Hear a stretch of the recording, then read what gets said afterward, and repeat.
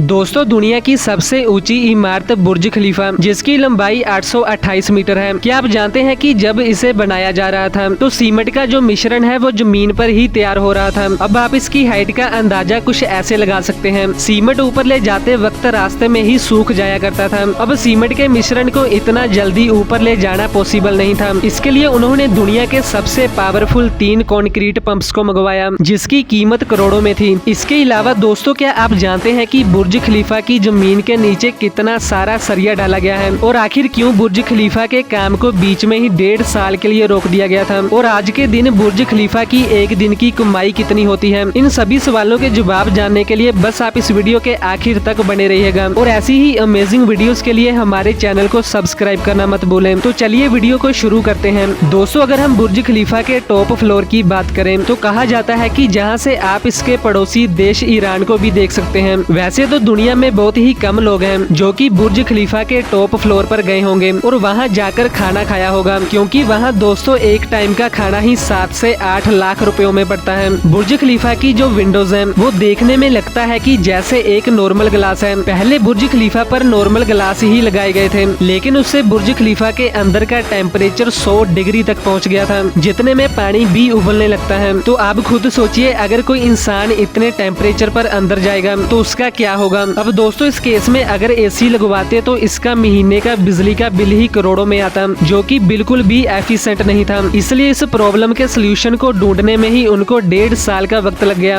अब मशहूर engineer John जराफा ने एक खास तरह के गिलास को बनाया जो कि सूरज की किरणों से गर्म नहीं होते थे। अब ये एक गिलास ही $40,000 का था, और ऐसे में जहां 24,000 पैनल्स लगने वाले थे। अब उन्होंने इसके कॉस्ट को कम करने के लिए बुर्ज खलीफा के पास में ही एक ग्लास फैक्ट्री का सेटअप कर लिया, जिससे उन्होंने दिमाग का इस्तेमाल करके करोड़ों का खर्चा बचा लिया। अब दोस्तों आपको पता होगा कि पहले बुर्ज खलीफा वाली जमीन रेत से भरी हुआ करती थी। ऐसे में अगर वहां बुर्ज खलीफा जैसी इतनी ऊंची इमारत बनाई जाती तो वो किसी भी टाइम गिर सकती थी। इसलिए बुर्ज खलीफा के नीचे स्टील के हजारों टन के पाइप्स डाले गए ताकि बुर्ज खलीफा की फाउंडेशन स्ट्रॉन्ग बन सके। आपको बता दें कि बुर्ज खलीफा की कंस्ट्रक्शन में 3,20,000 क्यूबिक मीटर कंक्रीट और 55,000 टन स्टील का इस्तेमाल हुआ है। एक अंदाजे के हिसाब से देखें तो केवल स्टील पाइप्स और कंक्रीट का वजन ही 200 हाथियों के बराबर होगा। अब दोस्तों अगर बात करें कि बुर्ज खलीफा एक दिन में कितने रुपए कमाता है, तो अगर रिपोर्ट की माने तो बुर्ज खलीफा ने सन 2019 में $1.5 बिलियन